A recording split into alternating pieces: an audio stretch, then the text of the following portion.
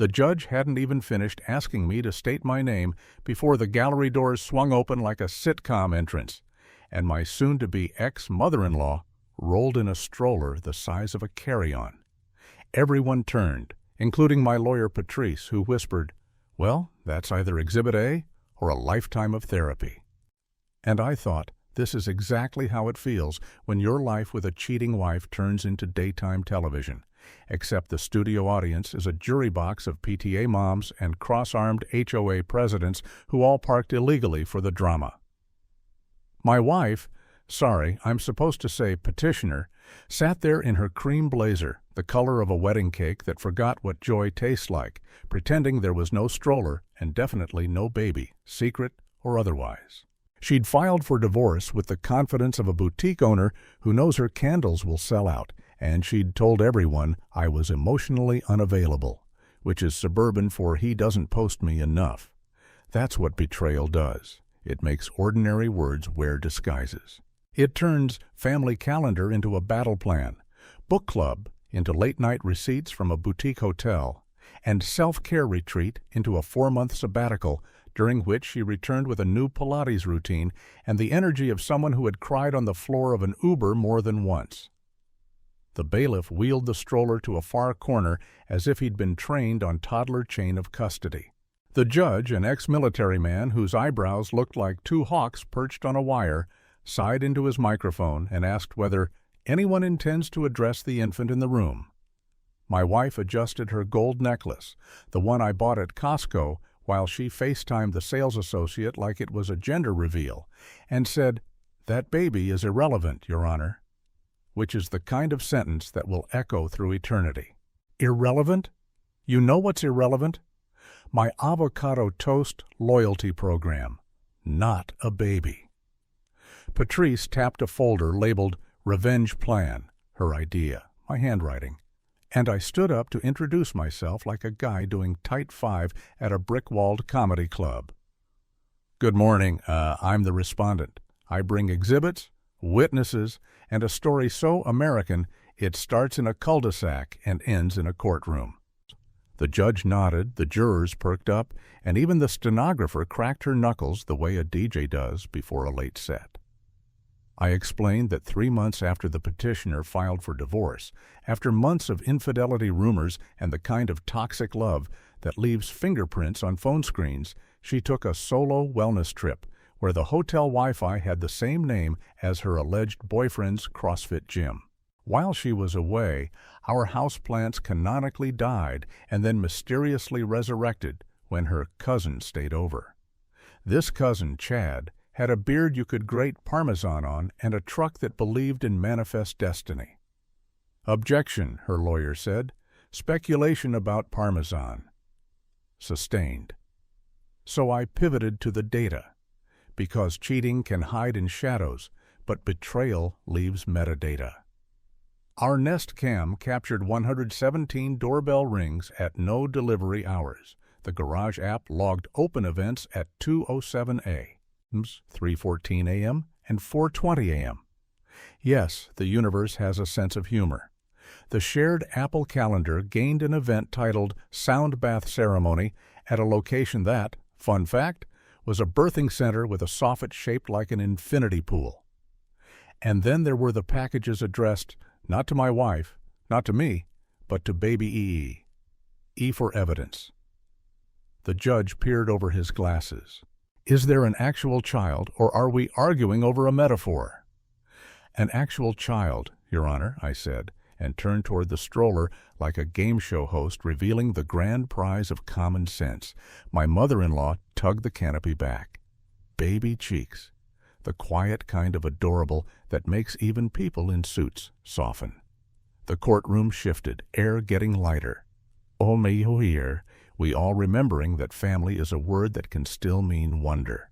Then my wife stood, sweat blooming at her collarbone, and tried to sell the room a version of the truth where the timeline was a gentle yoga pose. "I am not a cheating wife," she said evenly, "and that baby is my friend's. I volunteered because I am generous." Generous. The stenographer typed that word like she was etching it on marble. Patrice handed me a single page and whispered, "Let's roll the tape." I didn't have tape. I had the American paper trail, a birth certificate, an ER wristband, a souvenir blanket from the birthing center with the logo of a hummingbird named after a yoga pose. I had a photo of my wife, joyful and teary, holding the baby with a wristband matching the one now in our exhibit sleeve. And I had a DNA test. Not because I wanted it, but because conspiracy is the house cat of divorce. It slips into your lap uninvited. Somewhere between losing sleep and refreshing her Instagram, I swabbed my cheek and the infant's, not to claim paternity. No, God, no, but to eliminate me from a rumor she'd started that the baby was mine. Revenge isn't about cruelty. It's about clarity. The test excluded me so hard it sent a fruit basket. The room hummed. My wife's lawyer asked for a recess. The judge denied it. I explained that the father was very likely the CrossFit cousin whose membership receipts showed unlimited, like a prophecy. I didn't need to drag videos into evidence. I had a simple American frame of reference. Timing plus geography plus shamelessness equals truth. And that's how the hearing opened. Before property, before custody of the dog, before who gets the Dutch oven we both bought because Gwyneth said so, by asking who, in a story about infidelity and betrayal, gets to call a baby irrelevant. We all looked at the stroller, at the small human who had shuffled the deck of our decisions. The judge cleared his throat. "Proceed," he said, and for the first time since my wife filed, I felt the ground under my feet turn back to something like ground. The beginning was not a beginning. It was a group chat. The HOA board, a league of extraordinary porch pirate hunters and lawn height purists, had been texting about a mysterious overnight visitor jogging shirtless at 5:45 a.m., a fiber optic myth with a truck. Next-door threads flared like brush fires. Did anyone else hear the garage at 3 a.m.? Did a stranger just do burpees in Linda's driveway? This is how suburbia whispers. If you want to understand betrayal in America, don't bother with poetry. Subscribe to the Crime Alert emails. My wife had become high-definition distance, replying K to warm paragraphs, wearing perfume named after a city we'd never been to, joining a book club where the only books ever seen were receipts. She glowed more at night than in daylight, which I took as a spiritual issue until I noticed the ring light. She filmed morning routines at 10 p.m., and editing in those little bursts of dopamine that say someone isn't making content to share. They're making content to hide.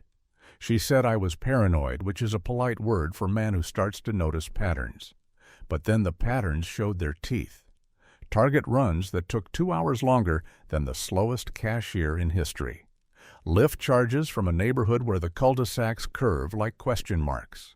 And the wellness retreat, a 4-month gap in the fabric of the world where she went off-grid because her soul needed silence and also because the birthing center had a no-phones policy. The conspiracy part would sound absurd if you didn't live here.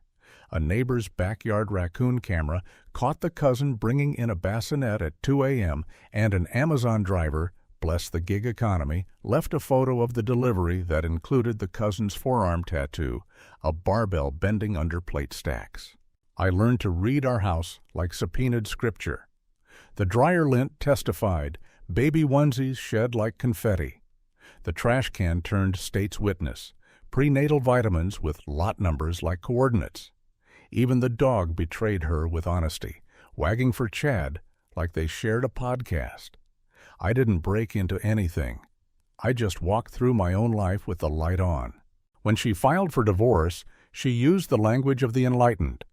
We had grown apart. We wanted different things. She needed a fresh start.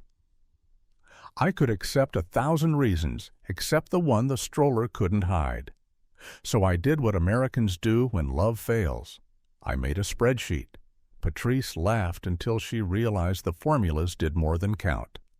The columns braided our marriage with dates, transactions, and the soft lies of convenience. There was a row for every disappearing act, another for every reappearance with a new bumper sticker philosophy. She'd been saying the word freedom a lot. Funny how freedom never includes telling the truth. I collected the DNA test like you collect a lightning bug. Shocked, guilty, a little bit amazed how simple it was. People talk about privacy like it's fragile glass, but infidelity is not private. It's a broadcast with a delay. Neighbors become antennas.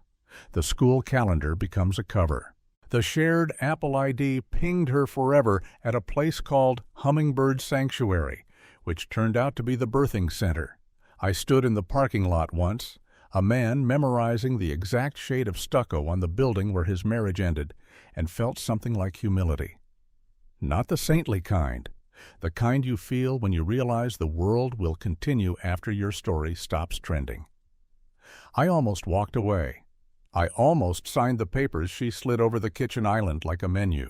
But then I remembered the mortgage, the dog, the health insurance, the simple word family and its complicated dividends. I remembered how she had called me controlling when I asked why our savings were evaporating and why we suddenly had a second baby monitor in a house with 0 babies. Revenge is overrated if it doesn't restore equilibrium. What I wanted wasn't to hurt her, it was to stop the con. Patrice told me that comedy wins juries not because they want to laugh, but because humor makes room for facts to land. I practiced saying the phrase, cheating wife, into a mirror and then hated myself for how it felt. The way a label can harden a person into a caricature. But I used it anyway, because language, like evidence, is a tool. I thought about my parents who still hold hands in public, about the little league kids I coach who think adults are mysterious giants, about a world where we are so careless with each other that we can call a baby irrelevant. Somewhere in the weeks before court, Chad waved at me from the truck. It was almost tender. Americans have this talent for smiling while the house burns. He yelled something about no hard feelings. I yelled back something about leg day. We were neighbors in a war no one declared.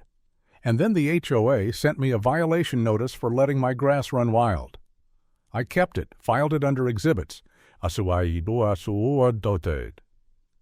Because if you're going to tell the truth in front of a judge, you might as well bring the whole neighborhood. The montage began with a stapler. That's how revenge looks in real life. Not fireworks, but a red swing line and a ream of paper that turns your kitchen into a copy center. Patrice set up camp at my dining table with her legal pad and a caffeine strategy that could power a minor league ballpark. She's the kind of attorney who can quote case law and nail salon gossip with equal accuracy, a true American mouthpiece of justice. We're not out to prove moral philosophy, she said. We're out to prove facts. Betrayal is the tone, infidelity is the plot, and money is the motive. Stay funny, stay kind, and carry a big printer. She divided my life into folders: timelines, financials, communications, baby adjacent. I collected witness statements like a PTA bake sale collects gluten abundantly. The DoorDash driver remembered the cousin by his bro hug. The barista at the coffee shop across from the birthing center recognized my wife's order: oat latte with cinnamon and a look that says, "Don't talk to me, I'm reinventing." The birthing center lobby had a chalkboard quote about blooming where you're planted. I took a photo because one day I want to bloom in a tax-deductible courtroom. The DNA lab sent me an email with a subject line so cheerful I thought it was spam. Negative, they said, like telling me my credit score had gone to yoga and found itself. I wasn't the father, and the percentage certainty was astronomical enough to make a NASA intern blush. Patrice printed it on tasteful cardstock because juries like their truth with a little texture. She also warned me, don't get cocky. This is still a judge with a docket, not a Netflix pilot. So I practiced not gloating, which is harder than it looks when your heart has been fed a steady diet of humiliation. I went to therapy because America invents therapy in every generation, and somehow it works anyway. I told the counselor I felt like a failure for not seeing it sooner. She told me the trick of toxic love is how ordinary it seems until it doesn't. I slept better after that. I took the dog on longer walks. I ate actual vegetables. I called my parents. I told my little leaguers that losing teaches you the shape of your backbone. We live in a country where self-help is a vernacular, but sometimes the most American thing in the world is showing up, document in hand, and telling the truth without flinching. The plot, because you asked for more fiction, and I owe you honesty about that, started to feel slightly unreal. The HOA president volunteered to testify about patterns of overnight activity. The Amazon driver handed me screenshots like an undercover agent. A neighbor kid sold me his doorbell footage for 2 packs of sour gummies. I started to feel like the director of a parody of my own life, a conspiracy with product placement. But there was one thing not funny at all. The baby. On one of those nights when grief buckled my knees, I sat in my car outside the mother-in-law's house and watched through the front window as she rocked the child. She looked happy in a way I hadn't seen in years. It occurred to me that family is a word you can't gatekeep. It grows without permission, and it burns without warning, and it asks adults to be better than their hurt. That night I wrote a speech I never delivered about mercy. Then I wrote another I did deliver about money. My wife had filed asking for the house, the dog, a monthly stipend that assumed I ate truffles for lunch, and a narrative in which she was the brave survivor of my coldness. It's true I got quiet near the end. You build silence the way you build muscle, repetition, and a belief in eventual usefulness. But I wasn't cruel. I was loyal. That's a distinction lost on people who mistake boredom for imprisonment. Patrice built our case brick by brick. She tracked withdrawals to a private mailbox store where my wife kept a locker, a cliché so on the nose it begged for a laugh track. She linked the cousin's gym membership payments to a shared credit card my wife had promised not to use. She color-coded everything, betrayal in coral, cheating in teal, toxic love in a shade that looked like a bruised peach. When I asked why, she said, "Because we are going to paint a picture, and then we are going to let the judge stand close enough to smell it." I practiced my testimony in the mirror, editing out the dramatics, letting the facts carry their own gravity. America loves a comeback story, but it respects a clean ledger. The night before court, I ironed a shirt I'd worn to nothing memorable. There's a power in ordinary fabric when you've spent months living in extremes. I slept. I dreamed the judge was my little league ump, and the courtroom was a diamond, and every objection was just a called strike. I didn't argue because I was raised right. In the morning, I brewed coffee strong enough to live forever, grabbed the revenge plan folder with its stupid accurate title, and drove past every cul-de-sac rumor to where wins and losses are whispered to a wooden bench that has seen it all. Somewhere between stoplights, I realized the conspiracy of it all. The HOA spies, the raccoon cam, the DNA printer wasn't the point. The point was reclaiming the narrative my cheating wife thought she owned. The joke isn't on her, it's on the lie. And I was ready to tell it from the end back to the beginning. The morning session moved like a line at the DMV, heavy with ritual and fluorescent lighting. Cases before ours crackled with little civil wars, barking dogs, boundary fences, a blender nobody wanted to return. Then our docket number, a syllable that now lives with my Social Security number in the house of things I'll always know. My wife's lawyer went first, building a castle out of self-care bricks and minimalist slogans. He painted me as an emotionally distant spreadsheet with a pulse. He talked about her search for freedom and the cruelty of being unseen. The gallery nodded. "Mm." Americans know the ache of not being loved loudly enough. Patrice stood and began unspooling our narrative with the calm of someone who has flown in turbulence before. She set a foundation of facts. dates, transactions, geodads, timelines that clicked into place like Lego blocks that refused to be anything else. Then she invited me up. I didn't perform. I told the story backward on purpose, because sometimes the only way to survive betrayal is to narrate it inside out. I started with the stroller. I used the word irrelevant and let it linger until the room tasted how absurd it was.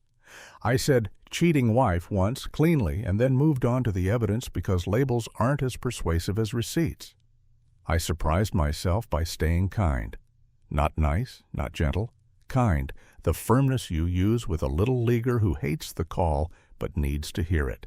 When it was the cousin's turn, he swaggered in like a protein shake commercial and tried to grin the truth out of existence. Patrice didn't duel. She diagrammed. Receipts, DoorDash, video stills where the edge of his tattoo kissed the edge of the frame. He tried to deny. The judge's eyebrows held a committee meeting and returned a unanimous verdict of, "Please don't." The gallery didn't laugh, but the silence was deeply American, respectful, a little savage. Then came the DNA weight, that breath where everyone looks at a single sheet of paper like it holds the weather. Negative, it said to me. Exclusive, it said of him.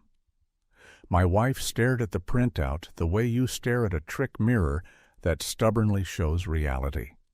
The judge took off his glasses and polished them with the deliberate ceremony of a man who knows gravitas when it drops in his lap. "Ma'am," he said gently, "this child is not the respondent's. We will proceed accordingly." There it was, the clean air of clarity. Not a triumph, a correction. Patrice pivoted to money. She reduced my wife's demands to arithmetic, and then asked the room whether a person who calls a baby irrelevant should be in charge of redistributing our future. It wasn't moralizing, it was logic. We argued over the dog like Americans do, passionately, with wildly sincere theories about who throws the better tennis ball. In the end, the judge gave me the house, shared custody of the dog, a fair division that sounded less like revenge and more like math. I didn't look at my wife while the orders were read because I wanted to remember her as a person I once loved, not as a cautionary tale. When it was over, the judge asked whether there was anything further. My mother-in-law raised her hand, a tiny tremor in a room where hands announce wars. "Your Honor," she said softly, "I can care for the baby." And the judge sighed, not unkindly.